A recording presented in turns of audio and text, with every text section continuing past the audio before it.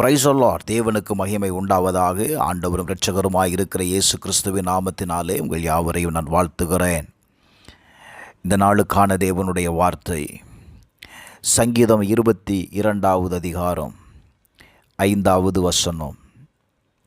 உம்மை நோக்கி கூப்பிட்டு தப்பினார்கள், உம்மை நம்பி வெட்கப்பட்டு போகாதிருந்தார்கள். எனக்கு அன்பானவர்களே, உம்மை நம்பி வெட்கப்பட்டு போகாதிருந்தார்கள். இந்த கால வேளையில் தாவீது சொல்லுகிற வார்த்தையை கவனியுங்கள். விசுவாசம் என்பது நம்முடைய வாழ்க்கையில் அனுபவத்தின் அடிப்படையிலான நம்பிக்கையை உள்ளடக்கியது. அன்பானவர்களே, நம்முடைய விசுவாசம் நம்முடைய அனுபவத்திலிருந்து செயல்பட வேண்டும். தாவீது தன்னுடைய வாழ்க்கையில்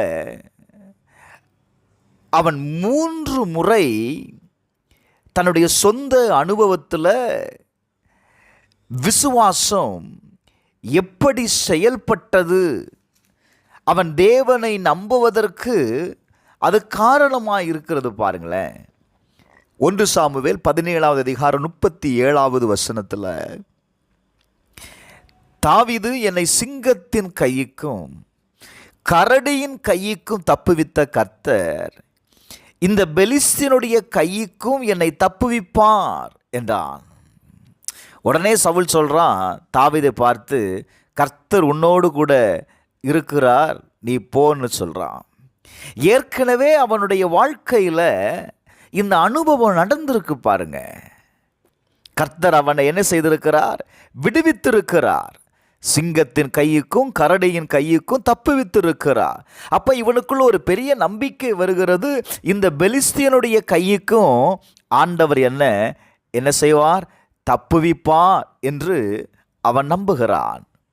எனக்கு அன்பானவர்களே, இந்த கால வேளையில் ஆண்டவர் நம்மளோடு கூட பேசுகிற வார்த்தை என்ன? எல்லா சூழ்நிலைகளையும் கர்த்தரை நம்புங்க. வேதம் சொல்லுகிறது, நம்முடைய முற்பிதாக்கள் ஆண்டவரை நம்பினார்கள். அப்படி எல்லா காரியத்திற்கும் தேவனை நம்பினார்கள்.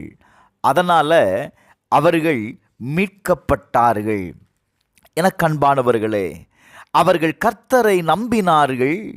தங்கள் எதிரிகளாலும் சூழ்நிலைகளாலும் அவங்களுடைய வாழ்க்கையில் கடந்து வந்த அவமானத்தை அவங்க அனுபவிக்கலை. காரணம், அவங்க தேவன் மேலே நம்பிக்கை வைத்ததுனால தேவன் அவர்களை விடுவித்தார். சங்கீதம் 107வது அதிகாரம் 4வது வசனத்திலிருந்து 6வது வசனம் வரை வாசிக்கும்போது, அங்கே இஸ்ரவேல் ஜனங்கள் வனாந்திரத்தில் அலைந்து திரிந்தபோது கானானியர்களின் பலமான படைகளால் இஸ்ரவேலர்களை அடக்க முடியலை. காரணம் என்ன? ஒரு மோசமான சூழ்நிலைகள் அவர்களை மூழ்கடிக்க முடியலை. காரணம், இந்த இஸ்ரவேல் ஜனங்கள் கடவுள் மேல் நம்பிக்கை வைக்கிறார்கள்.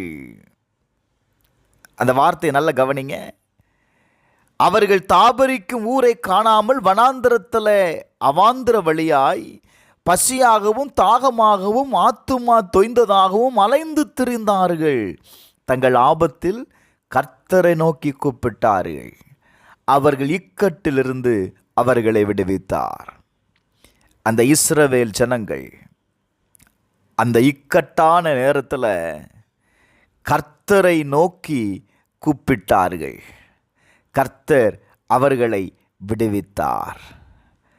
7வது வசனம் சொல்லுகிறது, அலைந்து திரிந்து கொண்டிருந்த இஸ்ரவேலரை தாபரிக்கும் ஊருக்கு போய் சேர அவர்களை செவ்வையான வழியில் வழிநடத்தினார். எனக்கு அன்பானவர்களே, இந்த கால வேளையில் அவர்கள் இக்கட்டில் கர்த்தரை நோக்கி கூப்பிட்டார்கள். அவர் அவர்களை விடுவித்தார். அவர்களுடைய துயரத்தை மாற்றினார்.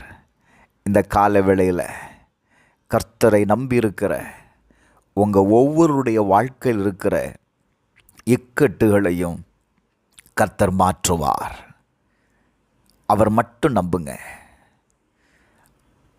நம்புவது என்பது உங்கள் அனுபவத்தில் கொண்டு வரணும்.